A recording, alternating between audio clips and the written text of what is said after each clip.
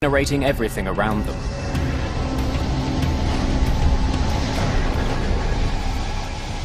The way Flight 28's cabin is charred tells Prothero about the nature of the fire. Many of the seat squab, cushions, even things like the emergency evacuation cards, which are just plastic laminated cards, were pretty much undamaged. You could have wiped them off and put them on another aircraft and nobody would have known they'd been in this accident, whereas at the upper levels in the fuselage there was a great deal of heat damage, and this is not a characteristic of a flashover. The fire in the cabin had been severe, but should not have been catastrophic. This leaves investigators with two questions. Why did so many people die? And what caused the fire? The answer to the second question may be outside the plane, lying on the runway. Investigators find a large piece of dome-shaped metal along the plane's path. Stephen Moss can see it's from a piece of the engine called a combustor can. It looks like there'd been a separation of the can from the front end from the back end. The combustion chamber of the 737's jet engines contains 9 combustor cans. It's where fuel and air are mixed and ignited, so each can needs to withstand intense heat. Moss suspects the fractured can somehow blew apart and destroyed the plane's left engine. It had struck an underwing fuel tank access panel and put a sizable hole in that, which directly led to the release of a vast quantity of fuel. Proving the piece of the combustion can penetrated the wing is easy. It fits neatly into the hole in the wing. This was clearly, if you like, the root cause of the accident. The engine on the plane is a Pratt & Whitney JT8D. For Moss, that's of grave concern. At the time, was probably the most widely used jet engine on commercial air transport in the world. And it was obviously pretty urgent that we try and find the cause of this one in order to prevent other aircraft having the same problem. There are tens of thousands of combustor cans in service around the world. One of them erupted in Manchester. Stephen Moss needs to find out why it failed. And fast.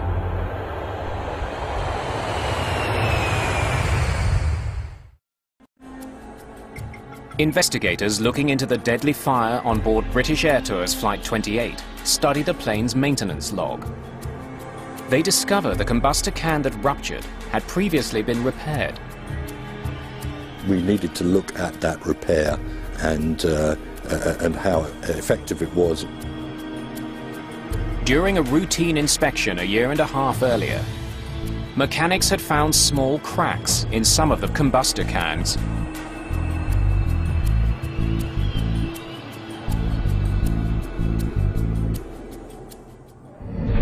It was certainly not uncommon to find fatigue cracks in the cans. They're operating in a high temperature environment.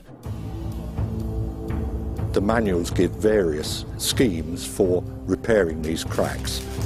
Investigators find mechanics repaired the cracks according to a procedure laid out in the engine repair manual. They welded them closed. But the crack on can number 9 was unusually long. The overhaul manual did not give any limit on the length of crack that could be repaired, and it was a longer crack than had been experienced before. It was still repaired. After the repaired cans were put back in the engine, mechanics had no way of knowing the weld didn't effectively seal the crack. That's because the cans can't be inspected while the engine is on the plane. Since the repair, there were 11 reports of slow acceleration from the engine that exploded in Manchester. A damaged combustor can could have been a reason for the problem. But troubleshooting guides available to mechanics in Manchester didn't list that as a potential cause. Instead, Pratt & Whitney offered other ways to fix the acceleration problem. It didn't seem to ring any great alarm bells with them, if you like. They'd seen it before, and it had never turned out to be anything serious. So mechanics in Manchester made minor adjustments to fix the plane's idle speed and kept the plane in operation. Cockpit voice recordings revealed that the crew of Flight 28 was aware there was a problem with slow acceleration. Slow acceleration on number 1 engine the day before yesterday. I was on the flight, yes sir. Engineers signed off on it. But the log entry led Captain Terrington to believe that the problem had been fixed. A comment in the TET log for the flight before the last one, that the engine was slow in accelerating. It wasn't apparent as a serious problem because the engineers had done some work and the aircraft had been flying the previous day with no problems. The idle speed adjustments didn't fix the real problem, the cracked combustor can. And it reached the breaking point on Flight 28. Stopping. 28 Mike, we are abandoning takeoff. Evacuate! Evacuate! Please stay calm and don't panic. If the airline had inspected the cans, I think there is no doubt that they would have seen the problem. Investigators now know the origins of the Manchester disaster. The welded crack in combustor can number 9 gave way as Flight 28 sped down the runway. The front of the can was ejected from the engine and put a hole in the underside of the left wing. That led to a huge fuel leak onto the damaged engine, which caused the fire. Engine fires are not uncommon. The body of a 737 is insulated with fire-retardant material to protect the cabin. Investigators still don't understand how a fire outside the plane spread into the cabin as quickly as it did. Fire Inspector Chris Prothero finds part of the answer from viewing photographs of the plane as it sped down the runway. It was clear from these photographs that there was a very dynamic phase to the fire whilst the aircraft was at speed on the runway, which produced this energetic, turbulent, sort of blowtorching type of fire, visually anyway, trailing behind the aircraft. A press photo from the day of the crash leads Prothero to a new theory. The photographs of the aircraft that appeared in the press showed the left thrust reverser deployed.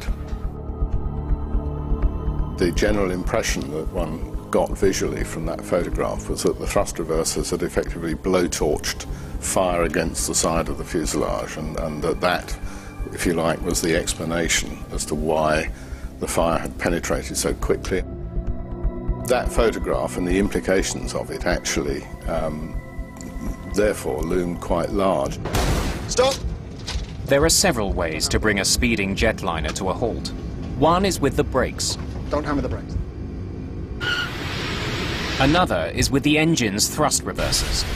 Thrust reversers redirect the exhaust from the jet engine forwards. This helps slow the plane down. It looked as though the thrust reversers had simply blown this big fire on the left of the aircraft directly onto the side of the aircraft, directly onto the rear fuselage. That would explain why the fire destroyed the cabin so quickly. It now seems possible that Captain Terrington made the fire worse by trying to slow his plane down.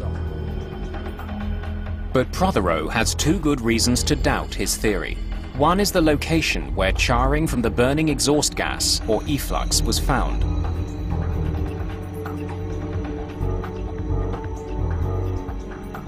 The efflux impinges on the fuselage further up, closer to the roof, the crown skins of the aircraft. So actually, the penetration that we had low down did not fit with that.